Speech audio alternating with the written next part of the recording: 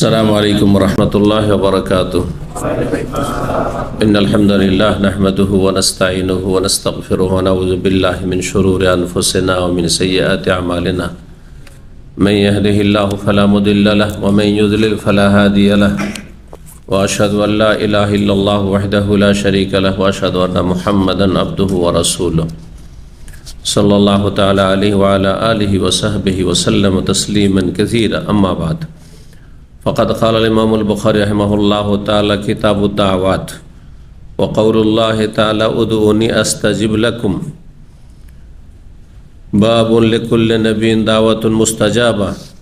قال حدثنا إسماعيل قال حدثني مالك عن أبي الزناد عن الأعرج عن أبي هريرة رضي الله تعالى عنه أن رسول الله صلى الله عليه وسلم قال لكل نبي دعوة مستجابة يدعو بها وأريد أن أختبي دعوتي شفاعة لأمتي في الآخرة. সম্মানিত ভাতৃমণ্ডলী, আল্লাহ রাব্বুল আলামিনের প্রশংসা এবং প্রিয় নবী সাল্লাল্লাহু আলাইহি সাল্লামের উপর অসংখ্য সালাত এবং সালামের পর আজ মঙ্গলবার 7 রমজান 1447 হিজরি মোতাবেক 24 ফেব্রুয়ারি 2026 আমাদের ধারাবাহিক আলোচনা সহিহুল বুখারীর হাদিস আমরা শুরু করব এই ইফতার মাহফিলে ইনশাআল্লাহ আজকে থেকে। ঘণ্টাখানেক আমাদের আলোচনা চলবে ইনশাআল্লাহ। আমাদের ধারাবাহিক সহিহুল বুখারী থেকে বিষয়বস্তু হবে দোয়ার পর্ব। দোয়ার সম্পর্ক রমজানের সাথে, সিয়াম রোজার সাথে এবং রমজানের যে রাতগুলি রয়েছে বিশেষ করে শেষ দশকের রাত লাইলাতুল কদরের সাথে অত্যন্ত গভীর। এই জন্য দোয়া সম্পর্কীয় হাদিসগুলি আমাদের এই রমজান মাসে আমরা যদি আলোচনা করি এগুলির দ্বারা আপনাদের বেশি উপকার হবে। অনেক দোয়া আপনাদের মুখস্থ নেই, সেগুলো মুখস্থের চেষ্টা করবেন বা জানবেন, আর জানার পরে তখন মুখস্থ করার জন্য আগ্রহী হবেন। অনেক দোয়া রয়েছে মুখস্থ আছে কিন্তু হয়তো ভুলে আছেন, খেয়াল নেই, করছেন না, দোয়াগুলি স্মরণ করিয়ে দেওয়া হবে। আর কিছু দোয়া মুখস্থ আছে হয়তো, কিন্তু সেগুলি আরও সুন্দর করে জেনে নেবেন এবং সেগুলির ফলাফল, সেগুলির ফজিলত কি পাবেন সেগুলিতে তাও জানতে পারবেন। দোয়ার সম্পর্ক রমজানের সাথে, রমজানের সিয়ামের সাথে যে গভীর, এর দলিল কোরআন কারীমের ওই আয়াতগুলি, যে আয়াতগুলিতে রোজা রমজানের কথা আল্লাহ বর্ণনা করেছেন। সূরা বাকারায় আয়াত নম্বর 183 থেকে 187-তে প্রথম রমজানে বলেছি যে এতে আল্লাহ রাব্বুল আলামিন রোজা রমজানের কথা বর্ণনা করেছেন। ইয়া আইয়ুহাল্লাযীনা আমানু কুতিবা আলাইকুমুস সিয়াম, রোজা ফরজ করা হয়েছে। তার মাঝফাঁকে আল্লাহ রাব্বুল আলামিন একটি আয়াতে বলছেন ওয়াইজা সাআলাকা ইবাদি আন্নী ফাইন্নী করিব উজিবু দাওয়াতাদ দাঈ ইযা দাআন ফালিয়াস্তাজিবু লি ওয়ালিয়ুমিনু বি লাআল্লাহুম ইয়ারশুদুন। এটা হচ্ছে 186 নম্বর আয়াত। 187 নম্বরে আবার রোজা রমজানে কিছু মাসলা মাসাইল, সাহরি, ইফতারির সময় উহিল্লা লাকুম লাইলাতাস সিয়ামি রাফাসু ইলা নিসাইকুম আল্লাহ বর্ণনা করেছেন। রমজানের রাতে স্বামী স্ত্রী সহবাস জায়েজ, দিনে হারাম, এবং যদি কেউ স্বামী স্ত্রী সহবাস করে রোজা ভঙ্গ করে সবচেয়ে বড় অপরাধ সেটি, সবচেয়ে বড় অপরাধ। পানাহার করে রোজা নষ্ট করার চাইতে বড় গুনাহ হচ্ছে সহবাস করে রোজা নষ্ট করা বা হস্তমৈথুন করে রোজা নষ্ট করা। তো এইসব বিষয়গুলি রয়েছে। 185 নম্বর আয়াতে রয়েছে রমজান মাসের কথা, যে রমজান মাসে আল কোরআন আল্লাহ নাযিল করেছেন। শাহরু রমাদান আল্লাযী উনজিলা ফীহিল কোরআন, এই মাসটি কোরআনের মাস। রমজান মাস কোরআন কারীমের মাস। বেশি বেশি কোরআন কারীম তেলাওয়াত করবেন। কোরআন যারা শিখেননি শিখবেন। কোরআন মুখস্থ নেই, ছোট ছোট সূরাগুলো মুখস্থ নেই, 10-20টা সূরা, অন্তত 20টা সূরা তো মুখস্থ থাকতে হবে সাধারণ একবার মানুষের। আমপারাটা মুখস্থর চেষ্টা করবেন, মুখস্থ করবেন। ভুল উচ্চারণ এখনো হচ্ছে, সূরা ফাতিহাতে ভুল হচ্ছে দেখতে পাচ্ছি আপনাদের অধিকাংশ মানুষদের। এগুলো সংশোধন করে নিতে হবে। মানুষের শিখার বয়স মরণ পর্যন্ত দুনিয়ার ক্ষেত্রে কিন্তু এটা বলেন না যে আমি এতদিন ব্যবসা বাণিজ্য শিখলাম না, বয়স 50-60 হয়ে গেল, এখন কি আর শিখব, আর কি কাম, কি আর রোজগার করব না। মানুষ এক্সপায়ার হয়ে যাচ্ছে, এখন মেডিকেল আনফিট হয়ে যাচ্ছে, তারপরও বিদেশে আসার জন্য লাইন দিতে যাচ্ছে, ঠিক না? তো দিন শিখার ক্ষেত্রে এটা নয় যে শুধু মাদ্রাসার বয়সে দিন শিখবেন, স্কুলের বয়সে, আপনাকে সারা জীবন শিখতে হবে দিন ইসলাম। এটি সবচেয়ে বড় ফরজ কাজ। আল্লাহ যেন তৌফিক দান করেন। এই মাস হচ্ছে কোরআনে কারীমের মাস, বেশি বেশি কোরআন তেলাওয়াত করবে। এই মাস হচ্ছে শাহরুদ দোয়া, দোয়ার মাস, বেশি বেশি দোয়া করবেন নিজের জন্য, নিজের পরিবারের জন্য। আপনার কাছে সবচেয়ে প্রিয় আপনার ছেলে মেয়ে, আপনার স্ত্রী, আপনার বাপ মা, আপনার ভাই বোন, তাদের থেকে শুরু করবেন, নিজের জীবন থেকে শুরু করবেন। আপনি সুখী, তাহলে জগৎকে সুখী করতে পারবেন। আর আপনি যদি অশান্তিতে থাকেন, মানসিক, শারীরিক, আর্থিক সব দিক থেকে, তাহলে মানুষের আর কি উপকার করতে পারবেন? সুতরাং আগে নিজের জন্য দোয়া করবেন, নিজের পরিবারের জন্য দোয়া করবেন, নিজের প্রিয়জন আপনজনদের জন্য দোয়া করবেন, আত্মীয় স্বজনদের জন্য দোয়া করবেন, মুসলিম ভাই বোনের জন্য দোয়া করবেন। দোয়ার সম্পর্ক এই রমজানের সাথে, রমজানের রোজার সাথে, রমজানের এই যে রাতগুলি রয়েছে এর সাথে অত্যন্ত গভীর বলছিলাম। রব্বুল আলামিন ইরশাদ করেছে এই আয়াতে, দোয়ার আয়াতটি বলেই দিই দোয়ার পর্ব শুরু করার আগে, ওয়াইদা সাআলাকা ইবাদি আন্নি ফাইন্নী করিব। নবী সাল্লাল্লাহু আলাইহি ওয়াসাল্লামকে একবার সাহাবারা জিজ্ঞেস করলেন, কারণ প্রতিদিন কিছু না কিছু করে জানছেন, শিখছেন, তারা তো নতুন মুসলমান হচ্ছেন। নতুন মুসলমান ইসলাম সম্পর্কে কিছু জ্ঞানই থাকে না, একেবারে জিরো। জিজ্ঞেস করলেন যে আল্লাহকে যে আমরা ডাকবো, তো আল্লাহকে আমাদের কাছে, কাছে হইলে আস্তে চুপি সারে ডাকবো, গোপনে ডাকবো, মনে মনে ডাকবো, নিজেকে শুনিয়ে। আর যদি আল্লাহ অনেক দূরে হন তাহলে ফানুনাদিহে, চিৎকার করে ডাকবো, কারণ দূরে থাকলে মানুষ চিৎকার করে ডাকে, লম্বা টান দিয়ে। আমাদের দেশের মোনাজাতগুলিতে কিন্তু বেদাতি তরিকার দোয়া, আল্লাহ বলে চিল্লান, যে এই যে বক্তারা চিল্লায়, এটি কিন্তু ইসলামের খেলাফ, এটি হাদিসের খেলাফ কাজ, এটি দোয়ার আদবের খেলাফ। এই কোরআনের আয়াতের দড়ি, যে আয়াতটি বলছি, তো শানে নজুল আয়াতের যে আকারিবুন রব্বানা ফানুনাজি আম বাইদুন ফানুনাদি। সাহাবারা বলে, ইয়া রাসূলুল্লাহ, রব কি আমাদের কাছে নিকটবর্তী, তাহলে গোপনে কথা বলবো? মানে কাছে থাকলে কানে কানে কথা বলে, চুপি সারে কথা বলবেন পাশের লোকের সাথে, চিল্লাবেন না তো। কিন্তু এ মাথা থেকে ওই মাথা ডাক দিলে তো চিৎকার করবেন, আরো দূরে হলে তো আরো জোরে চিৎকার করবেন। আম বাইদুন, নাকি আল্লাহ দূরে, ফানুনাদি, যে চিল্লে ডাকবো, চিৎকার করে ডাকবো। তখন এই আয়াত নাযিল হয়ে গেল, ওয়াইজা সাআলাকা ইবাদি আন্নি, হে নবী, তোমাকে যদি জিজ্ঞাসা করে আমার বান্দারা আমার সম্পর্কে জিজ্ঞাসা করে, তো বলে দাও তাদেরকে যে ফাইন্নি করিব, আমি কি করিব মানে নিকটবর্তী, অতি নিকটবর্তী, আমি কাছে। তাহলে দোয়া আল্লাহ কাছে থেকে শোনেন, আল্লাহ কাছেও, আর আল্লাহ 7 আসমানের ওপর আরশও না, ওটা বিশ্বাস করেন না? আল্লাহ কাছে মানে আল্লাহ আরশে নেই? জি, আল্লাহকে সৃষ্টির সাথে তুলনা চলে না, যে আমি এখন আপনাদের কাছে আছি তো দূরে নেই, আর দূরে আছি তো কাছে নেই। এটা সৃষ্টির ক্ষেত্রে, যে মানুষ একসাথে কাছে দূরে সব জায়গায় হতে পারে না, কিন্তু রব্বুল আলামিন কাছে থেকেও তিনি দূরেও আছেন, বা দূরে থেকেও তিনি কাছে আছেন। কিভাবে? খুব সহজ ভাষায় শুনে রাখেন। আল্লাহ তার সত্তার দিক থেকে, তার জাতের দিক থেকে আল্লাহ কোথায় আছেন? সর্বত্র। যদি সব জায়গায় বিরাজমান, তো পেশাব পায়খানা নাপাক জায়গায়, রাস্তাঘাটে, সব জায়গায় নাকি? গাড়ির ভিতরে, বাইরে, টেবিলের তলে নাকি? সর্বত্র বিরাজমান, সব জায়গায় বিরাজমান। এই কথাটি আমাদের দেশে যে এসছে হিন্দুদের থেকে এসছে, এটি মুসলিমদের কথা নয়, কুফরি কথা এটি। কারণ হিন্দুদের থিওরি হলে সব কিছুতে ভগবান আছে। তোমরা জানেন যে সব কিছুরই পূজা করে হিন্দুরা, সাপেরও পূজা করে, ব্যাঙেরও পূজা করে, লিঙ্গেরও পূজা করে, গরুরও পূজা করে, মাটিরও পূজা করে, করে না? মাতৃভূমির পূজা সবচেয়ে বড় পূজা তো মাতৃভূমির পূজা তাদের। হ্যাঁ,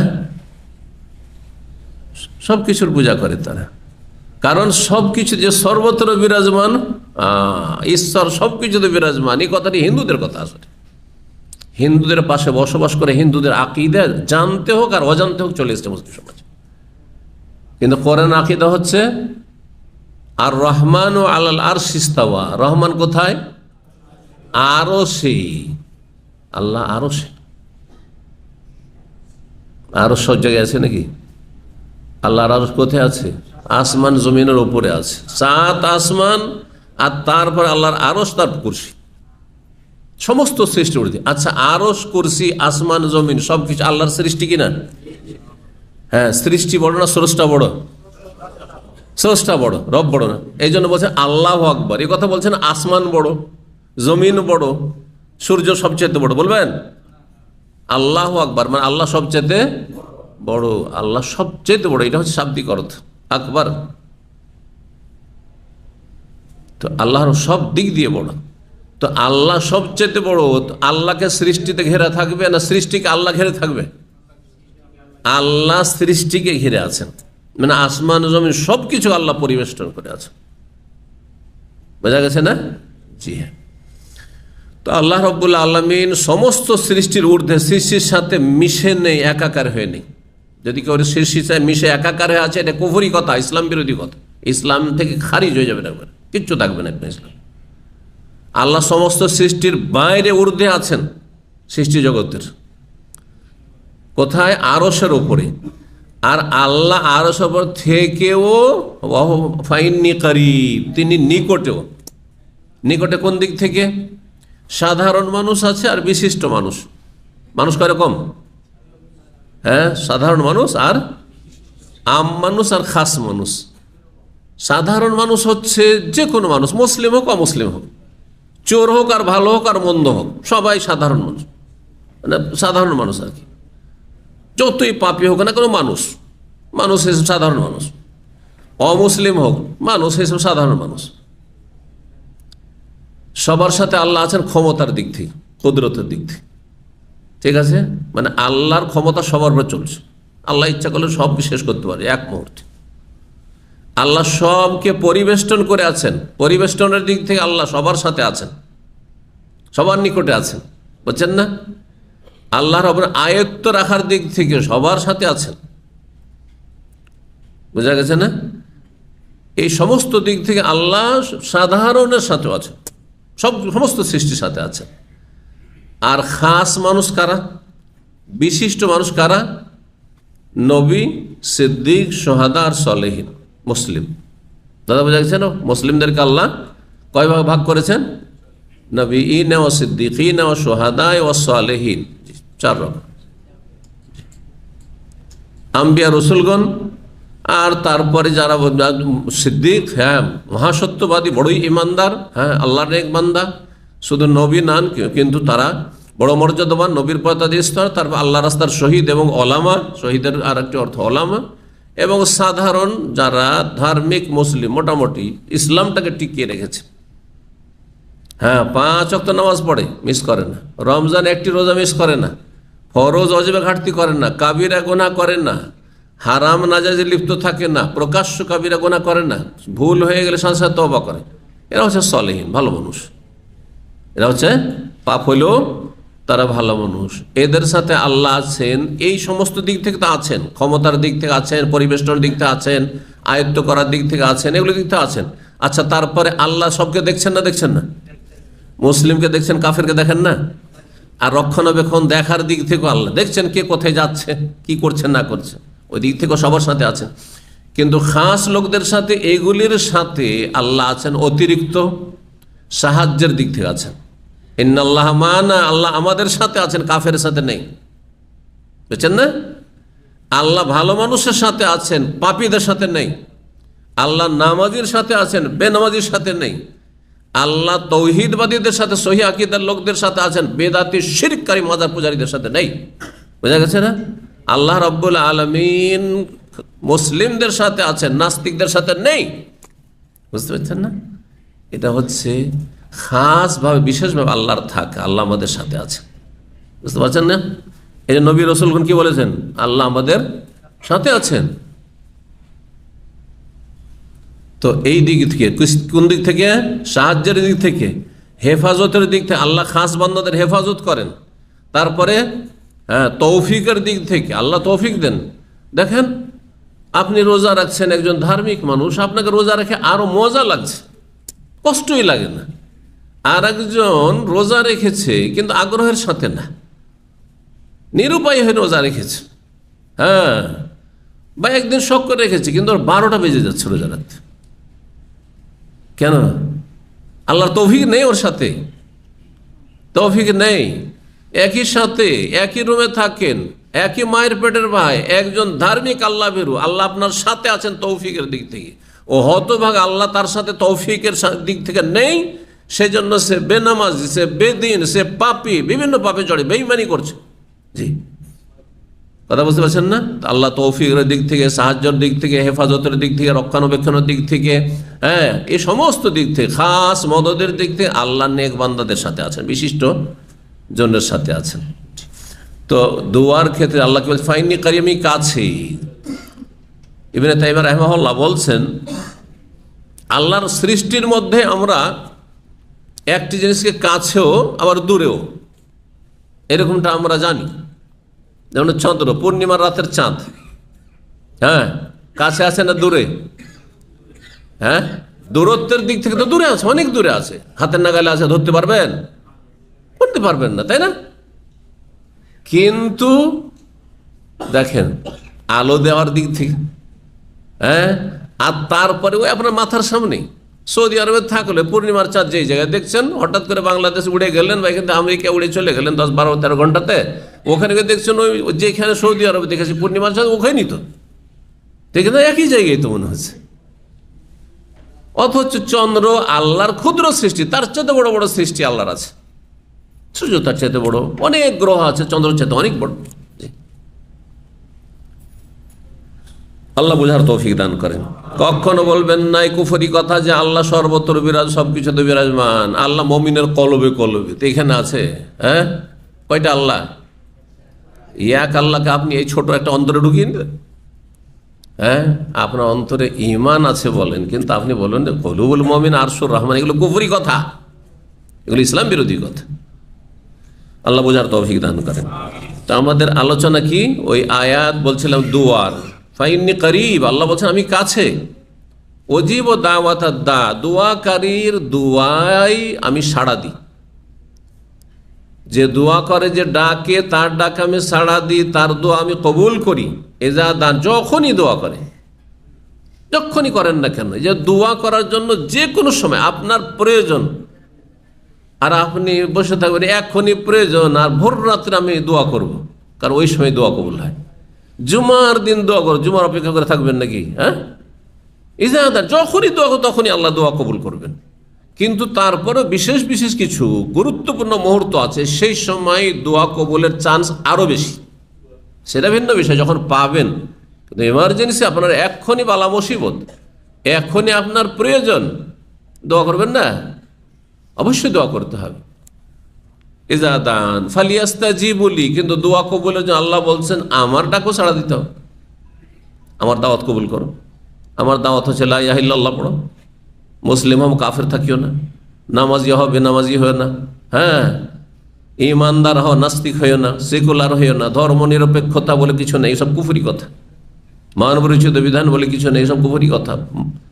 এই আপনার পীর ফকির পূজা আর এই মাজার পূজা অস্তিত্ব মানব জাতির ইতিহাসে কোনো ধর্মে নেই। ইসলাম আল্লাহর সমস্ত নবী রসুলকে দিয়েছেন।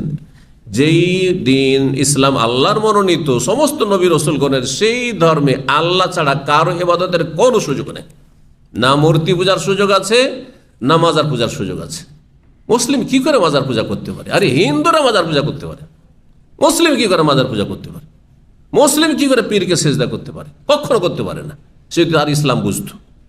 কোন ধর্মে, আমি তো এই কথাটি শুরু থেকে বলে আসছি, যে শিরকের ধর্ম, বহুত্ববাদের ধর্ম আল্লাহ কখনো আকাশ থেকে নামাননি।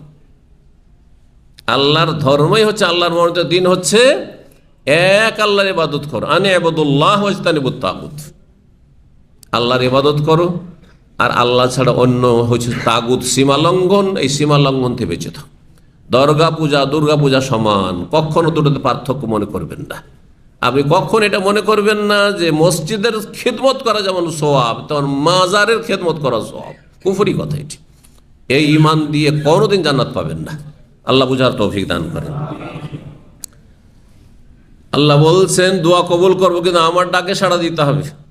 আল্লাহ যেদিকে ডাকছেন সেদিকে যেতে হবে। জি, 5 ওয়াক্ত নামাজে হাইয়া আলাস সালাহ, হাইয়া আলাল ফালাহ, এসো, আসতে হবে। হ্যাঁ, কুতিবা আলাইকুমুস সিয়াম, আল্লাহর ডাক, রোজা রাখো, রোজা রাখতে হবে। ও আতুজ জাকাত, জাকাত দাও, জাকাত দিতে হবে। পয়সার হিসাব করে প্রত্যেকে জাকাত দিয়ে প্রতি বছর জাকাত দিতে হবে, পাই করে জাকাত দিতে হবে, নাহলে ফেসে যাবে না। লা তাকরাবুজ জিনা, ব্যভিচারের কাছে যেও না। ওয়ালা তাকতুলু আনফুসাকুম, তোমরা আত্মহত্যা করিও না। ওয়ালা তাকতুলু আওলাদ, সন্তানদেরকে হত্যা করিও না দারিদ্রের ভয়। তোমরা কোনো মুসলিমকে হত্যা করিও না, কোনো মানুষকে হত্যা করিও না। এসব আল্লাহর ডাক, আদেশ অথবা নিষেধ, তাতে ফালিয়াস্তাজিবু, সাড়া দিতে হবে। ওয়ালিউমিনু বি, এবং আমার প্রতি ঈমানদার হইতে হবে।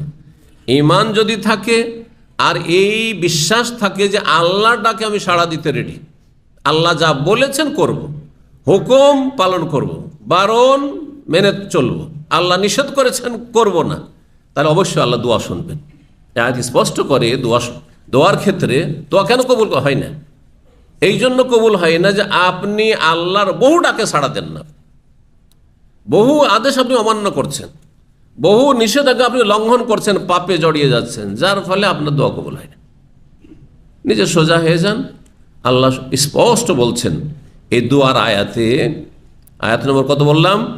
সূরা বাকারার আয়াত নম্বর 186। জি, এই রোজা রমজানের সাথে আল্লাহ রাব্বু একসাথে বর্ণনা করেছেন বিষয়টি। ফালিয়াস্তাজিবু লি ওয়ালিউমিনু বি লাআল্লাহুম ইয়ারশুদুন, তাহলে তারা সঠিক রাস্তা পাবে, জান্নাতের রাস্তা পাবে, সুখ শান্তির রাস্তা পাবে, সম্মান ইজ্জতের রাস্তা পাবে। আর কাফেরদের হাতে লাঞ্ছিত হবে না, জুলমের শিকার হবে না। আর মুসলিম কলহ হবে না, মুসলিম আপোষে লড়াই আর বিবাদ হবে না, আর অশান্তি হবে না। আল্লাহ রাব্বুল সমস্ত অশান্তি দূর করুন এবং শান্তি আমাদেরকে প্রতিষ্ঠা রাখার তৌফিক দান করুন, শান্তির উপর আমাদের বহাল রাখুন। বলছিলাম দোয়া সম্পর্কে। তাহলে ইমাম বুখারী রাহিমাহুল্লাহ বলছেন তার পর্ব নম্বর হচ্ছে 80, কিতাবুদ দাওয়াত। এই পর্ব হচ্ছে দোয়া সমূহের পর্ব। এই দোয়াতে এমনি দোয়াও আসবে, কোরআন হাদিসের দোয়া কিছু আসবে যেগুলি ফজিলত আসবে, আর এর সাথে তওবা ইস্তিগফারও আসবে, কিছু জিকির আজকারও আসবে। কারণ জিকির আজকারগুলিও দোয়া হচ্ছে 2 রকমের। কিছু দোয়া হচ্ছে আল্লাহর গুণগানমূলক দোয়া, গুণগানমূলক ইবাদতমূলক দোয়া। কিছু চাইছেন না আপনি আল্লাহর কাছে, কিন্তু আমরা শুধু দোয়া মনে করছি আমরা কি নিজের জন্য চাইলে দোয়া না, শুধু চাইলে দোয়া হয় না, আল্লাহর গুণগান যে করলেন সেটাও দোয়াউল ইবাদা। একটি হচ্ছে ইবাদতগত দোয়া, আর একটি হচ্ছে দোয়াউল মাসআলা, মানে যাচ্চাগত দোয়া, মানে আপনি কিছু চাইছেন। রব্বানা আতিনা ফিদ দুনিয়া হাসানা ওয়া ফিল আখিরাতি হাসানা ওয়া কিনা আযাব, আল্লাহ আমাকে দুনিয়ার ভালাই দাও, কল্যাণ দাও, আর পরকালের কল্যাণ দাও, আর জাহান্নামের আযাব থেকে রক্ষা করো। এগুলি হচ্ছে চাওয়ার দোয়া। কিন্তু সূরা ফাতিহা হচ্ছে, সূরা ফাতিহার যে নামগুলি রয়েছে তার একটি হচ্ছে সূরাতুদ দোয়া। 3.5 আয়াতে কিছুই চাওয়া নেই। আলহামদুলিল্লাহ রাব্বিল আলামিন গুণগান, আর রহমানির রহিম গুণগান প্রশংসা, মালিক ইয়াউমিদ্দিন গুণগান। হ্যাঁ, বোঝা গেছে? ইয়াকা না'বুদু, অঙ্গীকার স্বীকার, আল্লাহ তোমারই ইবাদত করি। 3.5 পর্যন্ত হয়ে গেল। বাকি 3.5 7টির মধ্যে যে শেষ দিকে রয়েছে এগুলিতে চাওয়া আছে। ওয়া ইয়াকা নাস্তাইন, আল্লাহ তোমার কাছে সাহায্য চাইছি। ইহদিনাস সিরাতাল মুস্তাকিম, আমাদেরকে সরল সোজা পথ দেখাও আল্লাহ। সিরাতাল্লাযিনা আনআমতা আলাইহিম, সেটি হচ্ছে পুরস্কৃতদের পথ, যাদেরকে তুমি যুগে যুগে পুরস্কৃত করেছেন আল্লাহ রাব্বুল আলামিন, নবীদেরকে, রাসূলদেরকে, সিদ্দিকিন, শুহাদা, সালেহিনদেরকে, যেমন আল্লাহ রাব্বুল সূরা আলে ইমরানে বলেছেন বা সূরা নিসাতে বলেছেন। তো বলছেন যে হ্যাঁ, কি হয়ে গেল? আনআমতা আলাইহিম গায়রিল মাগযুব আলাইহিম, যেমন দুয়াতে ভালো চাইবেন তার মন্দ থেকে রক্ষা চাইবেন, ঠিক না? এখানে ওটাও শেখানো হয়েছে। দোয়া কি ভালোটা শুধু চান, মন্দতে বাঁচতে চান না? হ্যাঁ, যদি আপনার জীবনে শান্তিও থাকে আর অশান্তি থাকে তো শান্তি পাবেন? অশান্তি বেড়ে যাবে বেশি। তাহলে শান্তি চাইতে হবে আর অশান্তি থেকে মুক্তি চাইতে হবে, আল্লাহর কাছে রেহাই চাইতে হবে। এইটাই শিখানো হয়েছে সূরা ফাতিহাতে। আল্লাহ যাদেরকে তুমি পুরস্কৃত করেছো ভালো মানুষ, তাদের রাস্তা দেখাও, তাদের রাস্তা হচ্ছে জান্নাতের রাস্তা। আর গায়রিল মাগযুব আলাইহিম, যাদের আল্লাহ তুমি গজব করেছো ইহুদিদের রাস্তায় নিয়ে যেও না। ওয়ালা দাল্লিন, আর পথভ্রষ্ট যারা খ্রিস্টান তাদের রাস্তাও নিয়ে যেও না। আর এই মাগযুব আলাইহিম আর দাল্লিন বলে মানুষ দুই শ্রেণীর হচ্ছে পথভ্রষ্ট। মানুষ হচ্ছে টোটাল তিন শ্রেণীর। এক শ্রেণী হচ্ছে হেদায়েত প্রাপ্ত, যারা জান্নাতের প্রতীক আনামতা আলাইহিম। আর দ্বিতীয় হচ্ছে মাগযুব আলাইহিম, আল্লাহর গজব কাদের ওপর, যারা জানে তারপরও পালন করে না। মাদ্রাসা পড়ে শিরক বেদাত করে, মাদ্রাসা পড়ে নামাজ পড়ে না, মাদ্রাসা পড়েছে হাফেজ হয়েছে আর কোরআন মুখস্থ করে না, কোরআন বলে যায়। মাদ্রাসা পড়েছে আর তার ফজরের নামাজে যায় না। দাদা বুঝতে পেরেছেন? মাদ্রাসা পড়ে দিনের ইলম শিখেছে, আলিয়া পড়ুক আর কওমি পড়ুক, যাই পড়ুক না কেন, তারপরে হারাম খায়, হারাম ব্যবসা বাণিজ্য করে। হ্যাঁ, এরা হচ্ছে মাগযুব আলাইহিম, যারা জানার পর আমল করে না। মাদ্রাসা পড়ো আবার নবীর রাস্তা না দেখে বেদাতের রাস্তা দেখে, তৌহিদের রাস্তা আল্লাহর রাস্তা না দেখিয়ে ওই দরগা দুর্গার রাস্তা দেখে। বুঝতে পারছেন? এদের আল্লাহর গজব রয়েছে। তো ইহুদিরা জানতো তারপর পালন করেনি, অমান্য করেছে, নবীকে মানেনি, সেই জন্য আল্লাহ তাদেরকে গজব প্রাপ্ত মাগযুব আলাইহিম বলেছেন। আর খ্রিস্টানরা ওই যুগে মূর্খ ছিল, 1400 বছর আগে তাদের মধ্যে শিক্ষা দীক্ষা ছিল না, যার ফলে তারা অজ্ঞতার সাথে তারা মূর্খামি করত। আল্লাহ ওদেরকে বলে দাল্লিন, এরা হচ্ছে পথভ্রষ্ট। মুসলিম সমাজে দুই শ্রেণীর মানুষ আছে না? আর এক শ্রেণীর মানুষ জনসাধারণ, মোটা খায় মোটা বুঝে, দুটো পেটের ভাত পেলে হয়ে যায়। ওকে যদি কেউ বলে যে তোর খাওয়া দাওয়া খরচ দিয়ে দেবো, তুই ভোট দে, একটা ডাকাতকে দে, তাও দেবে, দেবে না? দেবে না? হ্যাঁ, ও পেট ছাড়া এর বেশি কিছু বুঝে না। হ্যাঁ, হক না হক বাতিল কিচ্ছু বুঝে না। ওকে যদি বলেন যে তুই মাজারে গেলে একটা সিজদা দিলে তো 500 টাকা ওতেই রাজি, অসুবিধা নেই। বুঝতে পারছেন? হ্যাঁ, শিরক হোক আর বেদাত হোক আর পাপ হোক আর নেকি হোক, চল এই পাপের কাজ, চল এই যে চুরি করতে হবে, স্ক্রাব চুরি করতে হবে। স্ক্রাবের চোর অনেক, লোহার লাখ পড়ে চোর। বুঝতে পারছেন? স্ক্রাব চুরি করা, স্ক্রাবের ব্যবসা করে আর নতুন নতুন লোহা বিভিন্ন কোম্পানিতে পড়ে আছে, আর সেগুলো চুরি করতে কত যে জেল খাটছে। এবার মনে করছে যে কোন রকম করে পয়সা হলি হইল, সৌদি আরব এসেছি বা বিদেশে এসেছি, পয়সা হলি হইল। এরা হচ্ছে দল্লিন। হ্যাঁ, মোটা খায় মোটা বলছে, জানেও না যে এটা হারাম, এটা তার এটা অবৈধ, এটাতে আসামের কাঠগড়ায় হাজির হইতে হবে, এটাতে আমি সম্মানিত মানুষ, আর গিয়ে একজন মানুষ সসম্মানে ছিলাম, লাঞ্ছিত হয়ে জেল খেটে দেশে যেতে হবে, ওই সব চিন্তাই করে না বোকা লোক। বুঝতে পারছেন? তো কথা হচ্ছে এদেরকে দল্লিন আল্লাহ বলেছেন। আল্লাহ বলছে দল্লিনদের রাস্তায় আল্লাহ নিয়ে যেও না, যারা মূর্খ আর পাপ করে, আর যারা শিক্ষিত পাপী তাদের পথের পথিক করিও না। গজবের রাস্তা না হয় গুমরাহির রাস্তা। আল্লাহ হেফাজত করুন।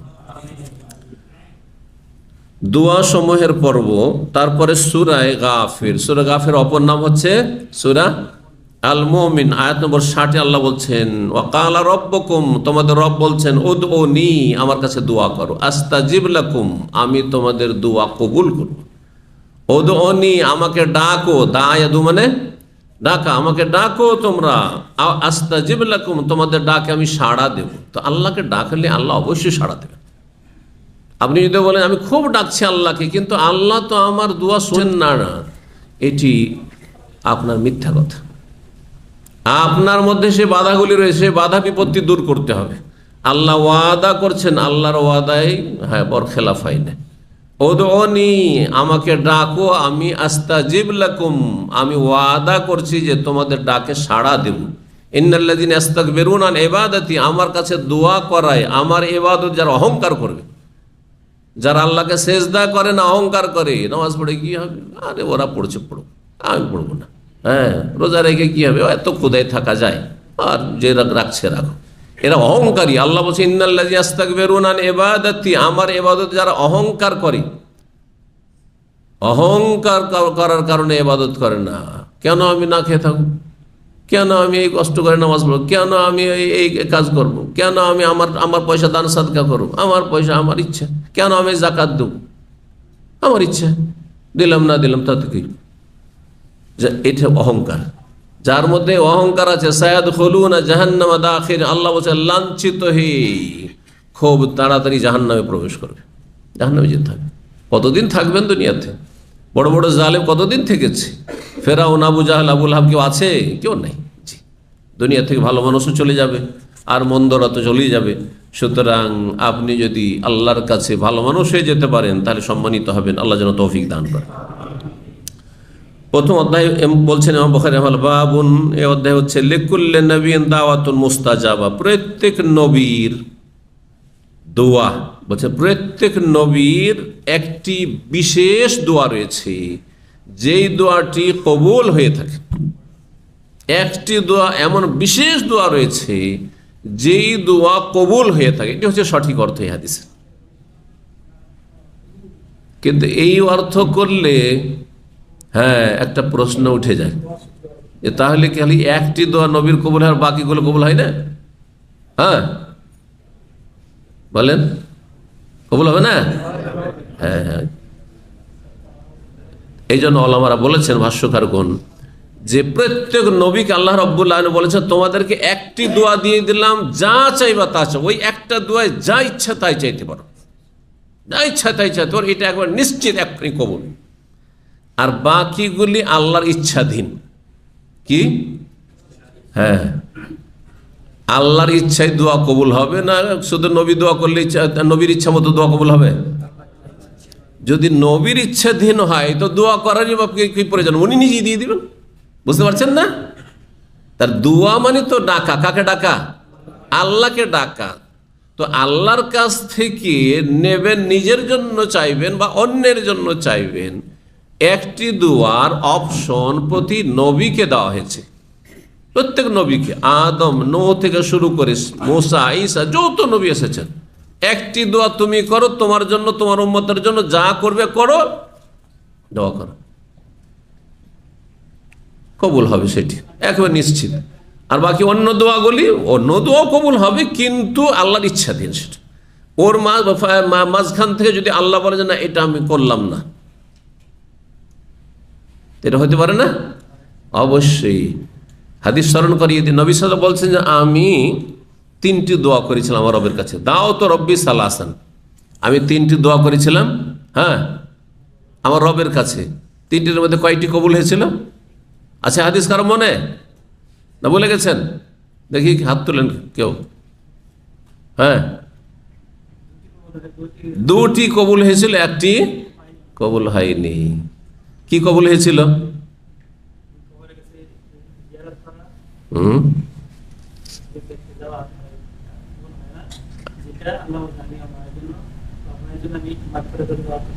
না না, ওইটা না, অন্য যে চলে গেল। নবী সাল্লাল্লাহু আলাইহি ওয়াসাল্লাম দোয়া করেছিলেন যে আল্লাহ আমার উম্মতকে গোটা দুনিয়া থেকে ধ্বংস করে দিও না। যেমন আগের উম্মতগুলোকে ধ্বংস করে, নূহ আলাইহিস সালামের জাতি যখন তারা ইসলাম কবুল করেনি, সবকে ধ্বংস করেছেন কি আল্লাহ? করেছেন না? এরকম লূত আলাইহিস সালামের জাতিকে ধ্বংস করেছে। তারপরে হুদ আলাইহিস সালামের জাতি, সমুদ, আদ, এসবকে ধ্বংস করেছে আল্লাহ রাব্বুল আলামিন। পুরা উম্মতকে ধ্বংস করেছে। কিন্তু আমি যাদের জন্য নবী রাসূল হয়ে এসেছি, সারা দুনিয়ার লোককেও যদি হেদায়েত না হয়, সবকে একসাথে ধ্বংস করে একবারে জিরো, সবকে ধ্বংস, আমার কওমকে, এটা হবে না। আল্লাহ যেন আমার উম্মতকে, পুরো উম্মতকে ধ্বংস না করে দাও। আচ্ছা, পুরো দুনিয়ার মুসলিম যদি বেদিন হয়ে যায়, বেনামাজি হয়ে যায়, সবকে ধ্বংস করে দেবে, এবার একজন মুসলিম আল্লাহ রাখবেন না যে সব বেদিন বেনামাজি হয়ে সবকে দিয়ে ধ্বংস করে, এটা হবে না। বুঝতে পারছেন না? কারণ নবী সাল্লাল্লাহু আলাইহি ওয়াসাল্লাম দোয়া করেছেন। কিছু থাকবে, এই যে শতকরা 2টা একটা হইল নামাজি থাকবে। জি, দেখেন অধিকাংশ বেনামাজি, কিন্তু তারপরও পাক্কা নামাজিও আছে, আলহামদুলিল্লাহ, ভালো মানুষ কিছু আছে, অল্প। কিন্তু একটি দোয়া কবুল হয়নি। কি দোয়া কবুল হয়নি? নবী সাল্লাল্লাহু আলাইহি ওয়াসাল্লাম দোয়া করেছেন যে আল্লাহ আমার মুসলিম উম্মতকে আপোষে লড়িয়ে দিও না। মুসলিমের সাথে লড়াই করে যেন রক্ত না ঝরায়।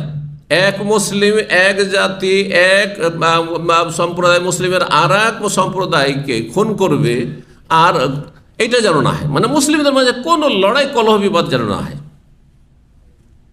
মুসলিম আপোষে লড়াই হবে, কাফেরদের সাথে হোক, কিন্তু মুসলিমদের সাথে যেন লড়াই আপোষে না হয় মুসলিমের। অধিকাংশ রক্তগুলি যে ঝরছে আজকাল মুসলিম দেশগুলিতে, কাফের হত্যা করছে, হ্যাঁ না মুসলিমকে খুন করছে? জি। তো নবী সাল্লাল্লাহু আলাইহি ওয়াসাল্লাম যখন দোয়া করলেন যে আল্লাহ আমার মুসলিম উম্মতকে, আমার উম্মতকে আপোষে লড়িয়ে দিও না, তো নবী সাল্লাল্লাহু আলাইহি ওয়াসাল্লাম এই দোয়া কবুল করা হয়নি। না, আপোষে লড়াই হবে তাদের পাপের কারণে। আও ইয়ালবিসাকুম শিয়া, আপোষে আল্লাহ লড়িয়ে দেবেন, এটি একটি শাস্তি। এখানে মুসলিমরা সবাই মুসলিম, কিন্তু হ্যাঁ রাজনৈতিক দলে বিভক্ত হয়ে এক দল আর এক দলকে খুন করছে। হ্যাঁ, বিভিন্ন রকমের কলহ, বিভিন্ন ইস্যু নিয়ে কলহ, কিন্তু আপোষের লড়াই চলতে আছে। ওই যে শুরু হয়েছে ফিতনা, তো ফিতনা শুরু হয়েছে, এই ফিতনা দরজায় যে ফিতনা বলা হয়েছে। তো নবী সাল্লাল্লাহু আলাইহি সাল্লাম বা আম্বিয়া রসুলগণের কিছু দোয়া আছে নাও কবুল হইতে পারে, কিন্তু একটি দোয়া সম্পর্কে হাদিসে যেটি রয়েছে যে একটি দোয়ার আল্লাহ অপশন দিয়েছেন, যা চাইবা চাও, যা চাইবে তাই দিয়ে দেওয়া হবে। সমস্ত নবী চেয়েছেন, সমস্ত নবী, এমনকি আগের নবীরা অনেক অসাধারণ জিনিস চেয়েছেন। আল্লাহ আকাশ থেকে দস্তরখান, খাবার ভর্তি দস্তরখান, আপনাদের ইফতার কোনদিন আকাশ থেকে আসবে? হ্যাঁ, নবী সাল্লাল্লাহু আলাইহি ওয়াসাল্লামের সাহাবায়ে কেরাম আকাশ থেকে দস্তরখান নেমে এসেছে, যে দস্তরখান খাবার ভর্তি, একবার হাই ফাই খাবার ভর্তি দস্তরখান নেমে আসলো, আর সাহাবারা বসে খাচ্ছেন, নবী সাল্লাল্লাহু আলাইহি ওয়াসাল্লাম করেছেন। কিন্তু ঈসা আলাইহিস সালাম রব্বানা আনজিল আলাইনা মাইদাতাম মিনাস সামাই তাকুনু লানা ঈদান লিআউয়ালিনা ওয়া আখিরিনা ওয়া আয়াতাম মিনকা ওয়ারযুকনা ওয়া আনতা খায়রুর রাযিকিন। আল্লাহ আকাশ থেকে তুমি একবার খাবার ভর্তি দস্তরখান নামিয়ে দাও একবারে, আর সেটা যেন আমাদের ঈদের দিনে পরিণত হয়ে যায়। এত আনন্দের বিষয়, তাহলে কত ভালো খাবার ঈদের দিনে পরিণত হয়ে যায়, চিন্তা করছেন না? মুসা আলাইহিস সালামের জাতিকে আল্লাহ দেন মান্নার সালোয়া, রাত্রে ঘুমিয়ে থাকেন, সকাল হলে দেখে যে সুন্দর পাখির গোস্ত আর একবার এক ধরনের হালুয়া।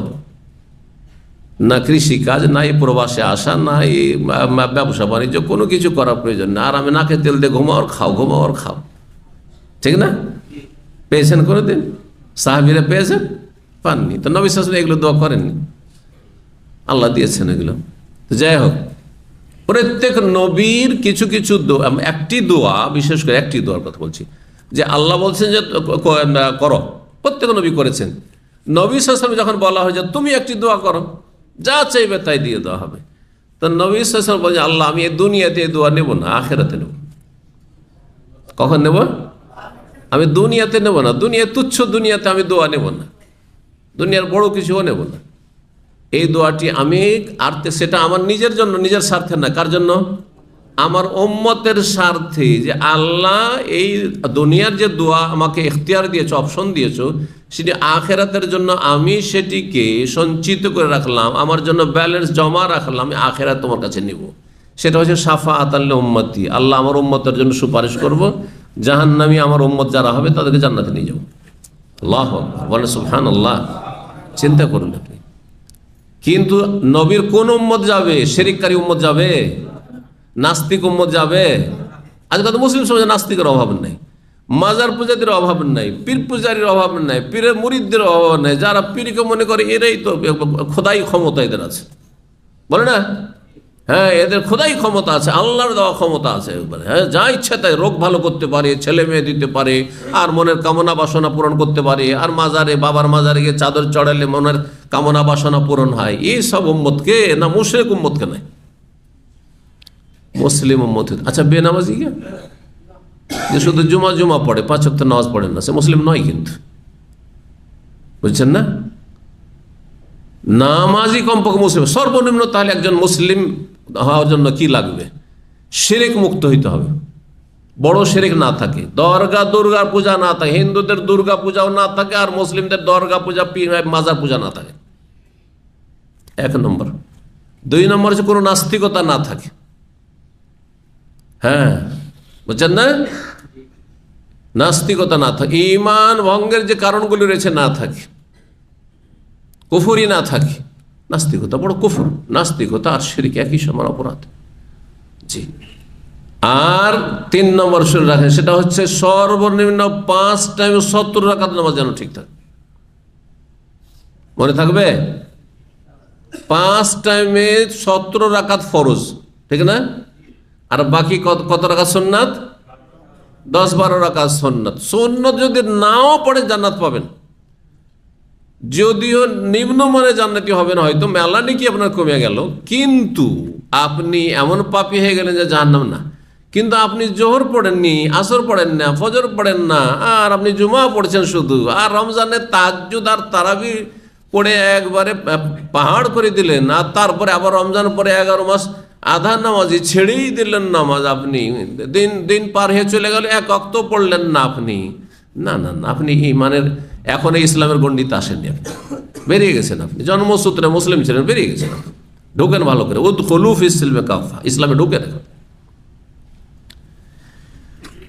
মনে থাকবে, শিরক মুক্ত, দরগা দুর্গা মুক্ত হইতে হবে, নাস্তিকতা মুক্ত হইতে হবে, সেকুলারিজম ধর্ম নিরপেক্ষতা মুক্ত হইতে হবে, আর বেনামাজি হওয়া থেকে মুক্ত হতে 5 ওয়াক্ত কমপক্ষে ফরজ নামাজটা পড়ে দিতে হবে, তাহলে জান্নাত পাবে। চোরও জান্নাত পাবে যদি নামাজি হয়, সেটা ভালো করে। চোরও জান্নাত পাবে যদি নামাজি হয়, চোরও জান্নাত পাবে যদি এই 3টি গুণ থাকে। নাস্তিকও না সে চোর, আর সে মাজার পূজারিও না, হ্যাঁ, আর মূর্তি পূজকও না, আর বেনামাজিও না। নামাজি চোর যদি নামাজ পড়েছেন, কপিলে চুরি করেছেন, জাহান্নামে যেতে হবে কিছুদিন, কবর আযাব হবে, দুনিয়ার শাস্তি ধাক্কা খাবেন, কিন্তু আপনি চিরকাল জাহান্নামে থাকবেন তা থাকবেন না। চিরকাল জাহান্নামে শুধু কাফের মুশরিক থাকবে। আর কাফের মুশরিক কারা? যারা বড় শিরিক করে, বড় কুফরি করে। আর নামাজ ছাড়া হচ্ছে বড় কুফরি। যে ব্যক্তি নামাজ পড়ে না, সে বড় কুফরি করে। আল্লাহ বুঝার তৌফিক দান করে। বেনামাজি হয়ে মরবেন না। সাহাবারা কেউ আধা নামাজি ছিলেন না, 1 ওয়াক্ত নামাজ ছাড়ে কেউ এইরকম কোন সাহাবী ছিল না। কিন্তু সাহাবীদের মধ্যে চোরের হাত কাটেননি নবী সাল্লাল্লাহু আলাইহি ওয়াসাল্লাম। তাহলে চুরির একাধিক ঘটনা হয়েছে, জিনা ব্যভিচার একাধিক ঘটনা হয়েছে, হ্যাঁ, খেয়ানতের একটি ঘটনা হয়েছে। কোনো পাপ সমাজে থাকতে পারে, কিন্তু মুসলিম সমাজে বেনামাজি থাকবে এই কল্পনা সাহাবীদের কারো ছিল না। কেউ প্রমাণ করতে পারবেন না যে একজন সাহাবী বেনামাজি ছিল, একজন সাহাবী আধা নামাজি ছিল, কেউ ছিল না। সুতরাং আপনি নিজের পায়ে নিজের কোড়াল মারিয়েন না। মরে যাবেন, জাহান্নামে চলে যাবেন যদি আমার কথাটি বিশ্বাস না করেন। আমার এতে কোনো লাভ নেই, আপনাদের লাভের জন্য বলছি, মুসলিম জাতির লাভের জন্য বলছি। আজকাল অধিকাংশ মুসলিম জাতি বেনামাজি, এতে কিচ্ছু লাভ নেই। এইরকম ইসলাম, জন্মসূত্রে ইসলাম নিয়ে কোনো লাভ নেই যদি 5 ওয়াক্ত নামাজি মুসলিম না হন। আল্লাহ বুঝার তৌফিক দান করেন।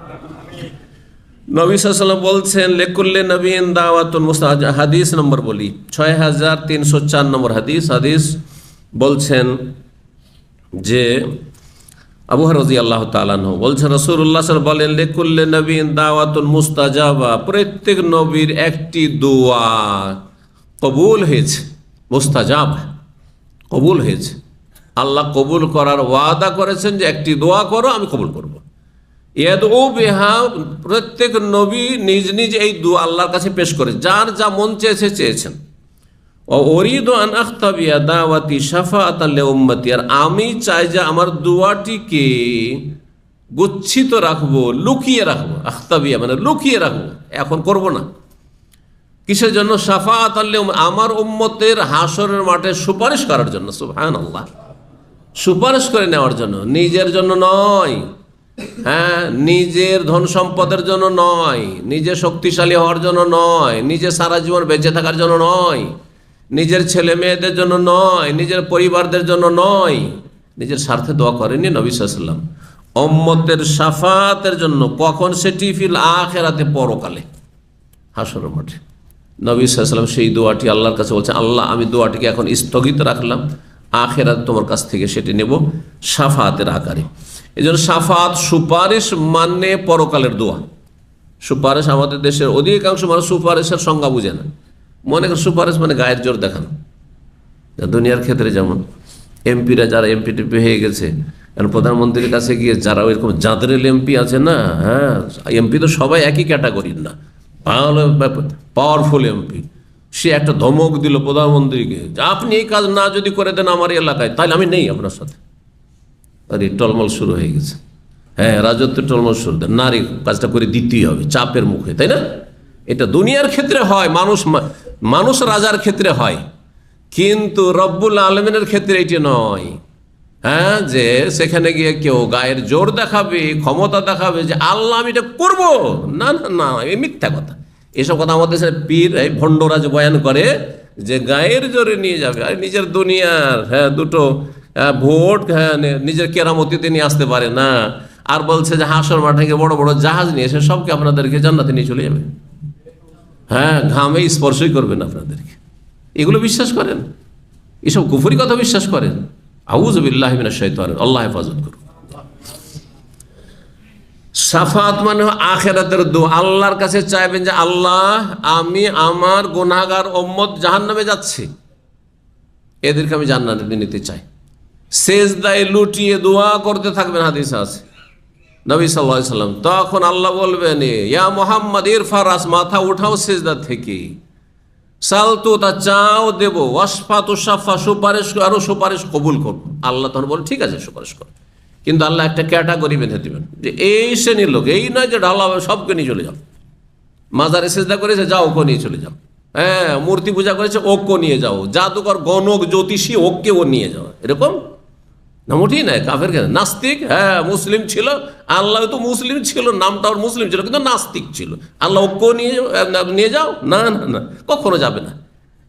আল্লাহ এই কথাও কোরআনে বলে, ফামা তানফাউ শাফাতু শাফিন, এদের ক্ষেত্রে সুপারিশ কোনো কাজে আসবে না।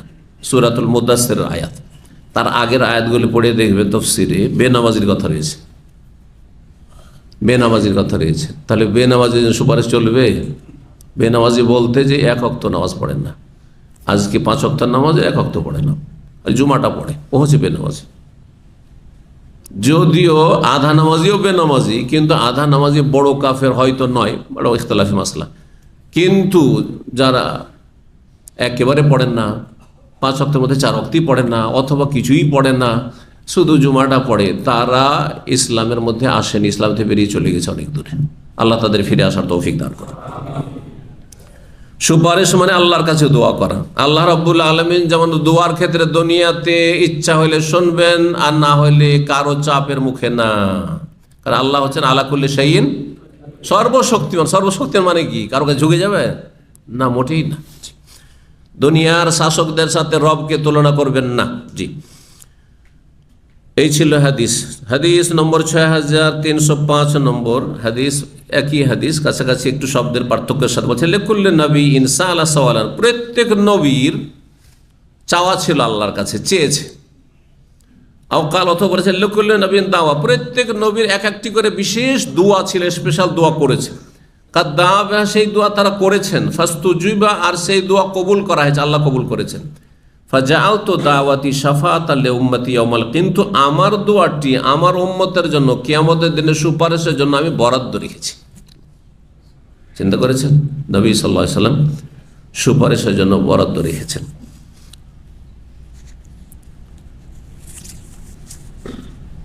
অধ্যায় নম্বর 2 বলছেন বাবু আফজাল ইস্তিগফার। এই অধ্যায় হচ্ছে সবচেয়ে উত্তম ক্ষমা চাওয়া আল্লাহর কাছে, তওবা এবং ইস্তিগফার। তওবা মানে কে বলতে পারে? তওবা মানে ফিরে আসা। কার দিকে ফিরে আসা? আল্লাহর দিকে ফিরে আসা, মন্দ থেকে ভালো দিকে ফিরে আসা, আল্লাহর দিকে ফিরে আসার নাম তওবা। আর ইস্তিগফার মানে ক্ষমা চাওয়া, ক্ষমা প্রার্থনা করা। ইস্তিগফার মানে আল্লাহর কাছে ক্ষমা চাওয়া।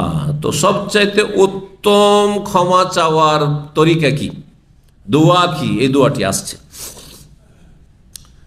আয়াতে এসেছেন সূরা নূহের আয়াত নম্বর 12। এতে রয়েছে যে আল্লাহর কাছে ক্ষমা চাইলে তার উপকারিতা, কয়েকটি উপকারিতার কথা আল্লাহ বর্ণনা করেছেন। আর সূরা আল ইমরান 135 নিয়ে এসেছেন, যেখানে আল্লাহ বলছেন মানুষ যদি গুনাহ করার পরে পাপ হয়েই যেতে পারে, মানুষের ভুল হতে পারে। যেমন যতই যুবক মানুষ হন না কেন, যতই সুস্থ মানুষ হন না কেন, আর যতই বিচক্ষণ চালাক চতুর মানুষ হন না কেন, রাস্তাতে কোনো জায়গায় হোঁচট লাগতেই পারে, না পারে না? হোঁচট লাগতে পারে, যেমন আপনি হোঁচট খেয়ে পড়তে পারেন, আমিও হোঁচট খেয়ে পড়তে পারি, এই না যে উনি পড়বেন না, বলা যাবে? তো মানুষ মাত্রে ভুল হইতে পারে, কিন্তু ভুলের যদি সংশোধন করে নিতে পারেন তাহলে আপনি আল্লাহর কাছে ক্ষমা পেয়ে যাবেন। কিন্তু ভুলের গুনার বোঝা নিয়ে যদি আল্লাহর সামনে হাজির হয়ে যান তাহলে কিন্তু শাস্তির সম্মুখীন হইতে হবে। যদি আল্লাহ মাফ না করেন তাহলে ও কওলিহি তাআলা মহান আল্লাহর বাণী তাফসীর সম্পর্কে ইস্তাগফিরু রাব্বাকুম, আল্লাহ বলছেন তোমরা তোমাদের রবের কাছে ক্ষমা প্রার্থনা করো, ইন্নাহু কানা গাফফারা, তিনি বড়ই মার্জনাশীল। হ্যাঁ, তারপরে ইউরসিলিস সামা আলাইকুম মিদরারা। এখান থেকে আল্লাহ ফায়দা উপকারিতা বর্ণনা করছেন যে আল্লাহর কাছে ক্ষমা চাইলে পাবেনটা কি। এক নম্বর শুনেন, আল্লাহ বলছেন আল্লাহর কাছে ক্ষমা চাইলে ইউরসিলিস সামা আলাইকুম মিদরা, আকাশ থেকে আল্লাহ মুষলধারে বৃষ্টি দান করবেন, পানি দান করবেন। পানি না হলে খেতে পাবেন? দুর্ভিক্ষ যদি নেমে আসে সারা দুনিয়ায় তো খেতে পাবেন?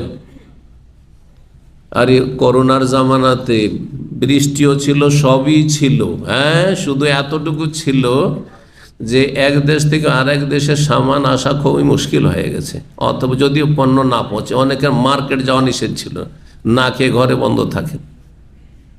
চিন্তা করুন তো দেখি, সব কিছু আছে কিন্তু দুনিয়া অচল হয়ে গেছে। দেখলেন না চোখের সামনে? এটা তো চোখের সামনেই দেখলেন, সেই জন্য উদাহরণ দিচ্ছি। তো একটা বছর যদি সারা বিশ্বে কোথাও বর্ষা বৃষ্টি না হয় তো খেতে পাবেন? পয়সা দিয়ে খেতে পাওয়া যাবে? পয়সা আছে কিন্তু চাউলই তো নেই মার্কেটে। হ্যাঁ, কোথায় খাবেন আপনি? হ্যাঁ, পানি নেই কোথায়? পানির দেশের মানুষ পানির মূল্য বুঝছেন না, আরব দেশে বুঝতে পারবেন যে পানির ঠেলাটা কেমন। যদি মরুভূমিতে পড়ে যান এখনো মরে যাবেন আপনি। পানি নেই, সাঁতার মরুভূমিতে পড়ে গেছেন, গাড়ি খারাপ হয়ে গেছে, এদিকেও 50 কিলো এদিকেও 50 কিলোমিটার, তখনই তো মরে যাবেন। কত লোক এভাবে মারা যাচ্ছে। আকাশ থেকে আল্লাহ মুষলধারে বৃষ্টি দেবেন, মানে আল্লাহ বরকত থেকে নাজল হয় আল্লাহর পক্ষ থেকে, আকাশ থেকে বরকতের দ্বার আল্লাহ খুলে দেবেন। ওয়ায়ুমদিদকুম বিআমওয়ালি ওয়া বানিন, আল্লাহ তোমাদেরকে সাহায্য করবেন ধন সম্পদ দিয়ে। তাহলে যদি রিজিক চান কি করতে হবে? পয়সা চান, হ্যাঁ, ধন সম্পদ চান, তাহলে আল্লাহর কাছে ক্ষমা চাইতে হবে। ভুল ত্রুটি থেকে আল্লাহর কাছে ক্ষমা চাইতে হবে, তওবা ইস্তেগফার বেশি বেশি করতে হবে। ওয়া বানিন, ছেলে মেয়ে চান না, বিবাহ করতে চান না, আল্লাহ বলছেন সেগুলো আল্লাহ দেবেন যদি তওবা ইস্তেগফার করো। ওয়াইমদুক বিআমওয়ালি ওয়াজআল লাকুম জান্নাত, কে বাগান চায় না? যারা একটু পয়সাওয়ালা, দেখেন পয়সাওয়ালা আরব দেশে আছে, ওদের বড় বড় ফার্ম আছে, মাজরা আছে। আমাদের যারা পয়সাওয়ালা মানুষ, যে অঞ্চলের মানুষ সে অঞ্চলে ওই রকম। যারা আমাদের অঞ্চলে পয়সাওয়ালা মানুষ, ওদের আম বাগান আছে, তো লিচু বাগান আছে, তো কাঁঠাল বাগান আছে, কত কি আছে। তারপরে পুকুর আছে, হ্যাঁ, পুকুর থাকাটা একটা মহাজন মানুষের একটা পরিচয় হচ্ছে পুকুর থাকা, ইত্যাদি ইত্যাদি।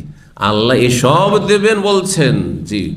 ওয়াজআল লাকুম জান্নাতিন, বহু বাগান দেবেন। ওয়া আনহারা, নদী নালা প্রবাহিত করবেন। নদী থাকলেই সেখানে স্বচ্ছ পাবেন, পানি পাবেন। নদী নালার দেশ হইলেই সেখানে চাষাবাদ করা সহজ হবে, আর তখন খাদ্যে কোনো রকমের ঘাটতি দেখা যাবে না। এসব ফজিলত বা ফায়দার কথা আল্লাহ বলেন সূরা নূহের আয়াত নম্বর 12-তে। সূরা আলে ইমরান আয়াত নম্বর 135 আল্লাহ বলেছেন ওয়াল্লাযীনা ইযা ফাআলু ফাহিশা, যারা কোনো অশ্লীল কাজে জড়িয়ে যায়, গুনাহ হয়ে গেছে, আও যালামু আনফুসাহুম, অথবা কোনো রকম জুলম অত্যাচার করেছে, নিজের উপর জুলুম করেছে, বিভিন্ন পাপে জড়িয়ে, অথবা অন্যের উপর জুলুম করেছে, বা শিরক বেদাত করেছে। এমনকি শিরকও যদি কেউ করে, আচ্ছা কেউ যদি মাজারে সেজদা করে, মূর্তিকে সেজদা করে, তো তার সংশোধনের সুযোগ নাই? আরে মক্কার কাফেররা মূর্তি পূজা করতো না, তারা কলমা পড়ে যদি সাহাবী হইতে পারে, তো আমি আপনি যদি শিরক কুফরি করে কেউ মাজারও সেজদা করে থাকেন, এখন যদি তওবা করেন আর মাজারে যাবেন, আল্লাহ ছাড়া কাউকে সিজদা করেন, আল্লাহ মাফ করবেন না? হ্যাঁ, অবশ্যই মাফ করবেন, বুঝছেন না? তো যে কোনো পাপ করে যদি যাকারুল্লাহ, আল্লাহকে যদি স্মরণ করেন, ফাস্তাগফারু লিযুনুবিহিম, আর গুনাহর জন্য আল্লাহর কাছে ক্ষমা প্রার্থনা করেন, আর এই কথা বিশ্বাস করেন মাইয়াগফিরু যুনুবা ইল্লাল্লাহ, আল্লাহ ছাড়া কেউ মাফ করতে পারে না। ওয়ালাম ইউসিররু আলা মা ফাআলু ওয়া হুম নাদিমুন, হ্যাঁ, আর যা ওয়ালাম ইউসিররু আলা মা ফাআলু ওয়া হুম ইয়ালামুন, জেনে শুনে পাপের ওপর অবিচল থাকেন না। এই নয় যে পাপ করতেই আছেন। যারা কন্টিনিউ বেনামাজি, রমজানের আগেও বেনামাজি ছিলেন, এখনো বেনামাজি, এরা হচ্ছে জেনে শুনে পাপের পথ অবিচল, এদেরকে আল্লাহ মাফ করবেন না, আল্লাহ বলছেন। কিন্তু ওয়ালাম ইউসিররু আলা মা ফাআলু, ভুল হয়েছে, একসময় বেনামাজি ছিলেন কিন্তু এখন ফিরে চলে আসছেন আপনি, তাহলে আল্লাহ মাফ করবেন, আল্লাহ বলছেন। এখনো সুযোগ আছে। এবং এই রমজানে যদি সুযোগ না নিতে পারেন, তো রমজান পরে শয়তান সুযোগ নিতে দেবে না। মানুষ শয়তান লেগে আছে, আর জিন শয়তান তো আছেই, ছাড়া পেয়ে যাবে। আল্লাহ যেন বুঝার আমল করার তৌফিক দান করেন। 6306 নম্বর হাদিস। হাদিস মনে করছেন বুশাইর বিন কাব আল আদুবী রাদিয়াল্লাহু তাআলা আনহু সাহাবী। তিনি বলছেন, তিনি আরেক সাহাবী হাদাসানি শাদ্দাদ বিন আওস রাদিয়াল্লাহু তাআলা আনহু থেকে বর্ণনা করছেন, নবী সাল্লাল্লাহু আলাইহি সাল্লাম বলেন, সাইয়্যিদুল ইস্তিগফার, ক্ষমা চাওয়ার সবচেয়ে শ্রেষ্ঠ দোয়া। সাইয়্যিদ মানে কি? সাইয়্যিদ মানে হচ্ছে প্রধান, সাইয়্যিদ মানে নেতা, সাইয়্যিদ মানে সর্দার, বুঝছেন না? প্রধান। তো যতগুলি আল্লাহর কাছে ক্ষমা চাওয়ার দোয়া রয়েছে তার মধ্যে সবচেয়ে গুরুত্বপূর্ণ প্রধান দোয়া, গুরুত্বপূর্ণ দোয়া, এর নাম সাইয়্যিদুল ইস্তিগফার। আমাদের দেশের মানুষরা কিন্তু নামটি জানে, অধিকাংশ মানুষরা যারা কিছুটা ধার্মিক এই নামটা জানে না? সাইয়্যিদুল ইস্তিগফার বলে একটি দোয়া আছে, এটি সহিহ বুখারীর হাদিস। বুখারীতে কয়েক জায়গায় হাদিসটি এসেছে এবং এতে এসছে আপনার অন্যান্য হাদিসের কিতাবে এসছে। তো বলছেন যে সাইয়্যিদুল ইস্তিগফার হচ্ছে মানে সবচাইতে গুরুত্বপূর্ণ আল্লাহর কাছে ক্ষমা চাওয়ার দোয়া। এইভাবে বলবে, আল্লাহুম্মা আনতা রব্বি, হে আল্লাহ তুমি আমার রব, মালিক, পালন কর্তা। লা ইলাহা ইল্লা আনতা, তুমি ছাড়া কোনো সত্য মাবুদ নেই। যে লা ইলাহা ইল্লাল্লাহ পড়ে কালেমা তাইয়্যিবা পড়লেন আপনি, লা ইলাহা ইল্লা আনতা, লা ইলাহা ইল্লাল্লাহ একই কথা, বুঝছেন না? তাহলে আনতা রব্বি তাওহীদের রুবুবিয়াত হয়ে গেল, লা ইলাহা ইল্লা আনতা তাওহীদুল উলুহিয়্যাত, তাওহীদুল ইবাদা হয়ে গেল, ইবাদতের স্বীকৃতি দিয়ে আল্লাহর জন্য। খালাকতানি, আল্লাহ তুমি আমাকে সৃষ্টি করেছো, আমাকে অন্য কেউ সৃষ্টি করেনি, তুমি সৃষ্টি করেছো, সৃষ্টিকর্তা একমাত্র তুমি। ওয়ানা আবদুকা, আমি তোমার বান্দা, তোমার গোলাম। ওয়ানা আলা আহদিকা ওয়াদিকা মাস্তাতাতু, আর আমি তোমার সাথে যে প্রতিজ্ঞা করেছি এবং তোমার সাথে যে প্রতিশ্রুতি করেছি তার উপর যথাসাধ্য অটল রয়েছে, অবিচল রয়েছে। আমি তোমার সাথে ওয়াদা করেছি, আল্লাহ আদম আলাইহিস সালামের পিঠ থেকে যখন রূহ বের করে আল্লাহ স্বীকার করিয়েছিলেন তখন সবাই আমরা ওয়াদা করেছিলাম। জি, কোরআনে কারিমে রয়েছে, আল্লাহ জিজ্ঞেস করেছিলেন, আলাস্তু বিরাব্বিকুম, আমি কি তোমাদের রব না? তখন আমরা কি বলেছিলাম? বালা, অবশ্যই আল্লাহ তুমি আমাদের রব। কিন্তু সেই রুহের জগতের কথা দুনিয়ার ফিতনাতে এসে ভুলে গেছি আমরা, যার ফলে আমরা আমাদের ফিতরাত নেচার থেকে আমরা বিচ্যুত হয়ে গেছি। অধিকাংশ লোকেরা যারা সেই আসল নেচারের উপর আছে, যেটাকে বলা হচ্ছে ফিতরাতুল ইসলাম, তারাই টিকে আছে ঈমান ইসলামের ওপর। আর যারা সেখান থেকে ফিরে গিয়েছে তারা হতভাগা হয়েছে। আল্লাহ তোমার সাথে যে আমি ওয়াদা আর প্রতিজ্ঞা করেছি তার উপর যথাসাধ্য আমি অবিচল রয়েছি। আউযু বিকা মিন শাররি মা সানাতু, আমি যে সমস্ত পাপ করেছি আল্লাহ সেগুলির অনিষ্ট থেকে আশ্রয় কামনা করছি। পাপের কুফল আছে, পাপের কুফল আপনাকে ভোগ করতে, আপনার পাপ আপনাকে খাবে, আপনার অন্যায় জুলুম আপনাকে ধ্বংস করবে, বুঝছেন না? কখন এই কথা ভাবেন না যে আমি জুলুম করেছি আমার কিছু হয়নি। আপনার জুলুম আপনাকে ধ্বংস করবে, আপনার অন্যায় সীমা লঙ্ঘন আপনাকে ধ্বংস করবে, আপনি ভালো মানুষ হয়ে যান। আউযু বিকা মিন শাররি মা সানাতু, আল্লাহ আমার তো পাপ হয়েছে, আল্লাহ সেগুলির অনিষ্ট থেকে তোমার কাছে আশ্রয় চাইছি, তার কারণে যেন ক্ষতি না হয়। আল্লাহ আমি যে ভুল করেছি সেই জন্য আল্লাহ দুনিয়াতে আমার শাস্তি না হয় আর আখিরাতে যেন শাস্তি না হয়। আবু লাকা বিনিমাতিকা আলাইয়া, আর আমার ওপর তোমার যে নিয়ামত রয়েছে অসংখ্য সেটা আমি স্বীকার করছি, অঙ্গীকার করছি। আবু মানে আতারিফ, অঙ্গীকার করছি। ও আবু বেজাম্বি, আর আমার অনেক গুনাহ রয়েছে সেটাও আমি স্বীকার করছি আল্লাহ। ও আবু বেজাম্বি, আমি আমার গুনাহ স্বীকার করছি, মেনে নিচ্ছি আল্লাহ আমি গুনাহগার, পাপী তাপী। ফাগফিরলি, সুতরাং আমাকে তুমি ক্ষমা করে দাও। ইন্নাহু লা ইয়াগফিরুয যুনুবা ইল্লা, তুমি ছাড়া কেউ গুনাহ মাফ করতে পারে না, তুমি ছাড়া কেউ গুনাহ মাফ করতে পারে না। অন্য হাদিসে রয়েছে যখন বান্দা বলে আল্লাহ তোমার ছাড়া আমার গুনাহ কেউ মাফ করতে পারবে না, তখন ফেরেশতাদেরকে আল্লাহ সাক্ষী রেখে বলেন যে হে ফেরেশতারা দেখো আমার বান্দা কি বলছে, যে আমি ছাড়া কেউ মাফ করতে পারে, এটা তার বিশ্বাস এবং সেটা সে স্বীকার করছে। সুতরাং আমি তোমাদেরকে সাক্ষী রাখছি যে আমি একে মাফ করে দিলাম। বলুন সুবহানাল্লাহ। সুতরাং আল্লাহর কাছে ইয়াকিনের সাথে আপনি ক্ষমা চাইবেন যে আল্লাহ তুমি আমাকে মাফ করে দাও, আল্লাহ তুমি আমাকে ক্ষমা করে দাও, আল্লাহ আমাকে সংশোধন করার তৌফিক দাও, আল্লাহ আমাকে ভালো মানুষ হওয়ার তৌফিক দাও। এইভাবে দোয়া করবেন, আল্লাহ যেন আমাদের দোয়া কবুল করেন। এখন এর ফজিলত শুনেন। এই দোয়া যদি সকালবেলা পড়ে সারাদিন মারা যান কি ফজিলত, সন্ধ্যাবেলা যদি একবার পড়ে নেন, রাতে যদি মারা যান, আর মারা যেতে হবে রাতে অথবা দিনে, তো দিনে যদি দুইবার কমপক্ষে পড়ে নেন, বেশি পড়তে পারেন আপনি, যত ইচ্ছা তত পড়েন, কোনো বাধা নিষেধ নেই। কিন্তু কমের পক্ষে সকালবেলা একবার যদি পড়ে নেন, সন্ধ্যাবেলা যদি একবার পড়ে নেন, আর এই অবস্থায় যদি আপনার মরণ হয়ে যায়, তাহলে নিঃসন্দেহে জান্নাত যাবেন ইনশাআল্লাহ। আল্লাহ যেন আমাদের জান্নাতি হিসাবে কবুল করেন। বলছেন নবী সাল্লাল্লাহু আলাইহি ওয়াসাল্লাম, ওমান কালাহা মিনান নাহারি মুকিনান বিহা, যেই ব্যক্তি এই দোয়াটি দিনের বেলা বলবে ইয়াকিনের সাথে, এমনি শুধু মন্ত্রের মতো পড়লে হবে না, কিসের সাথে? দৃঢ় প্রত্যয়, বিশ্বাসের সাথে, যে আল্লাহ আমি যে কথা করি বলছি অন্তরে বিশ্বাস নিয়েই বলছি আমি। ফামাত মিয়াউমিহা, সেই দিনে যদি মারা যায়, যেদিন আপনি পড়েছেন প্রত্যেক দিন, তাহলে মিস করবেন না। কোনো একদিন তো মরতে হবে আমাকে, তাই না? প্রতিদিন যদি আপনি পড়েন, মিস না করেন, আর সেই দিনে মারা গেছেন কাবলা ইয়ুম, সন্ধ্যা হওয়ার আগে আগেই, ফাহুয়া মিন আহলিল জান্নাত, তাহলে জান্নাতি হয়ে গেছেন। সকালে পড়ার কারণে দিনে দুপুরে বিকালে মারা গেছেন, জান্নাতি আপনি। ওমান কালাহা মিনাল লাইলি, আর কেউ যদি রাতের বেলা সন্ধ্যাবেলা পড়ে নেয়, ওয়া মুকিনুন বিহা, ইয়াকিনের সাথে, দৃঢ় বিশ্বাসের সাথে, ফামাতা কাবলা ইউসবিহ, আর সকাল হওয়ার আগেই সে মারা গেল রাতের বেলা, ফাহুয়া মিন আহলিল জান্নাত, তাহলে সেই ব্যক্তি জান্নাতি হবে। আল্লাহ যেন আমাদেরকে জান্নাতি হওয়ার তৌফিক দান করেন। এই দোয়া মানে কি ফরজ না করলে চলবে নাকি? ধরেন আপনি সকালবেলা সাইয়্যিদুল ইস্তিগফার পড়ে নিয়েছেন, কিন্তু জোহর নামাজ পড়েননি, আসর পড়েননি, আর আসর পর মারা গেলেন, আপনি জান্নাত চলে যাবেন? হ্যাঁ, না। দেখেন, নফলের ফায়দাটা কখন পাবেন? যখন আপনি ফরজটাকে ঠিক রাখবেন। কি বুঝলেন? আমরা যখন স্কুলে পড়ি, তো স্কুলে কিছু সাবজেক্ট থাকতো, অ্যাডিশনাল সাবজেক্ট, জানেন না? জানেন না? আপনার আসল যে সাবজেক্টগুলো রয়েছে, যেমন বাঙালি হিসেবে বাংলা সাবজেক্ট হচ্ছে আসল, ইংরেজিটা একটা আসল সাবজেক্ট, আপনার অমুকটা আসল, কিন্তু কিছু অতিরিক্ত সাবজেক্ট রয়েছে। ওই অতিরিক্ত সাবজেক্টের ভালো মার্ক যদি থাকে, অ্যাড কখন হবে? যখন আসল পরীক্ষা দেবেন তখন। কিন্তু আপনি বাংলা সাবজেক্টের পরীক্ষা দেননি, আপনি ইংরেজিরই পরীক্ষা দেননি, তাহলে কি আপনি পাস করবেন? পাস করবেন। ঠিক ওই রকমই আপনি 5 টাইম নামাজ পড়েন, রমজান মাসে রোজা রাখেন, আর সাইয়্যিদুল ইস্তিগফার পড়েন, আর তারপরে এই ফজিলতের আশা রাখেন যে ইনশাআল্লাহ আমি সাইয়্যিদুল ইস্তিগফার পড়েছি, আর ফরজ ওয়াজিব কোনো মিস করিনি, আমি জান্নাত পাবো ইনশাআল্লাহ। আর একটি অধ্যায় ছোট্ট রয়েছে, আমরা 3 নম্বরে, বাবু ইস্তিগফারিন নবী সাল্লাল্লাহু আলাইহি ওয়াসাল্লাম ফিল ইয়াউমি ওয়াল লাইল। এই অধ্যায় হচ্ছে নবী সাল্লাল্লাহু, অথচ নবী সাল্লাল্লাহু আলাইহি ওয়াসাল্লামের কোনো গুনাহই ছিল না। গুনাহ ছিল?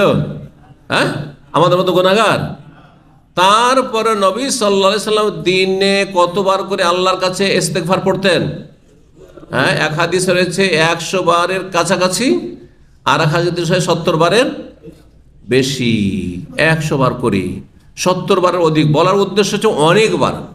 হ্যাঁ, 70 বার বা 100 বার, এটা বলার উদ্দেশ্য একবার নির্দিষ্ট সংখ্যা নয়, উদ্দেশ্য হচ্ছে অনেকবার। যেমন কারো কাছে আপনি টাকা পয়সা তাগাদা করতে গিয়ে 20-30 বার গেছেন, বা একজন টেলিফোন করেছে আপনাকে, হয়তো 20-30 বার টেলিফোন করেছে, কিন্তু আরে ভাই আজকে ও 100 বার টেলিফোন করেছে, 50 বার করেছে, গয়না 50 বার বলছেন না, আইডিয়াতে বলছেন আপনি, মানে অনেকবার। উদ্দেশ্য হচ্ছে অনেকবার, এটা হচ্ছে উদ্দেশ্য। 6307 নম্বর হাদিস। হাদিস মানে করছে আবু হুরায়রা রাদিয়াল্লাহু তাআলা, তিনি বলেন, সামিআতু রাসূলুল্লাহ ইয়াকুল, আমি রাসূলুল্লাহ বলতে শুনেছি, ওয়াল্লাহি, আল্লাহর কসম করে বলছি, ইন্নী লা আস্তাগফিরুল্লাহ, আমি আল্লাহর কাছে ক্ষমা চাই। কে বলছেন? রাসূলুল্লাহ সাল্লাল্লাহু আলাইহি সাল্লাম, মাসুম, যিনি, যার আগের পরের অগ্রিম ঘোষণা আল্লাহ করেছেন যে তোমার ভুল ত্রুটি সব মাফ। ইন্নী লা আস্তাগফির, আমি আল্লাহর কাছে অবশ্যই ক্ষমা প্রার্থনা করি, ওয়া আতুবু ইলাইহি, আমি তওবাও করি, ফিল ইয়াউমে, দিনে, আকসার মিন 70, আমার 70-এর অধিক, 70 বারের বেশি আমি আল্লাহর কাছে তওবা এবং ইস্তিগফার করি। তার নবী সাল্লাল্লাহু আলাইহি ওয়াসাল্লাম কি পড়তেন? আস্তাগফিরুল্লাহ ওয়া আতুবু ইলাইহি, আমি আল্লাহর কাছে ক্ষমা চাইছি এবং তার কাছে তওবা করছি। বা বলতেন আস্তাগফিরুল্লাহ আল্লাযী লা ইলাহা ইল্লা হুয়াল হাইয়ুল কাইয়্যুম ওয়া আতুবু ইলাইহি। অন্য রিওয়ায়াতে রয়েছে রব্বিগফিরলি ওয়া তুব আলাইয়া ইন্নাকা আনতাত তাওয়াবুর রহিম। যে কোনো ভাবে বলতে পারেন, এগুলি হাদিসের বাক্য। আর হাদিসের বাক্য ছাড়া কেউ যদি পড়ে তো জায়েজ রয়েছে মাঝে মধ্যে, কিন্তু উত্তম হচ্ছে নবী সাল্লাল্লাহু আলাইহি সাল্লামের মোবারক দোয়াগুলি থেকে যদি তওবা ইস্তিগফার পড়েন তো এটা বেশি ভালো। এখানেই আজকের আলোচনা শেষ করেছি। ওয়া জাযাকুমুল্লাহ খায়র, আপনাদের মনোযোগী হয়ে শোনার জন্য, এবং আল্লাহ রাব্বুল কাছে দোয়া করি আল্লাহ আপনাদের সকলকে যেন সুস্থ রাখেন, আমাকে যেন সুস্থ রাখেন, এবং এই রমজান মাসের ইফতার মাহফিল থেকে আমাদেরকে যথাযথ উপকৃত হওয়ার তৌফিক দান করেন। আল্লাহ আমাদের ভুল ত্রুটি মাফ করেন। আমরা আগামীকালকে থেকে ইনশাআল্লাহ তাআলা, আল্লাহ যদি সহিহ সালামত সুস্থ রাখেন, তো আমরা 4:15 আমরা বুখারী দর্শ শুরু করব, আর তারপরে ঘন্টাখানেক বা তার কম বেশি করে নিয়ে রোজা রমজানের কিছু গুরুত্বপূর্ণ মাসলা মাসাইল বলবো। আজকে শুধু দোয়ার উপরে থাকলাম, কারণ দোয়ার সম্পর্কে আবার বলছি, রমজানের সাথে অনেক বেশি বেশি বেশি দোয়া করেন। ইফতারির সময় দোয়া কবুল হয়, রোজার অবস্থায় দোয়া কবুল হয়। এই রোজার দিনে রাতে যে কোনো সময় দোয়া করলে অন্য মাসের তুলনায় দোয়া বেশি কবুল হয়। লাইলাতুল কদরে দোয়া করে বেশি বেশি করি। আল্লাহ যেন আমাদেরকে দোয়া করার তৌফিক দান করেন এবং আমাদের দোয়াগুলি কবুল করেন, দুনিয়া এবং আখিরাতের সার্বিক কল্যাণ যেন দান করেন। সুবহান রাব্বিকা রাব্বিল ইজ্জাতি আম্মা ইয়াসিফুন ওয়া সালামুন আলাল মুরসালিন ওয়াল হামদুলিল্লাহি রাব্বিল আলামিন।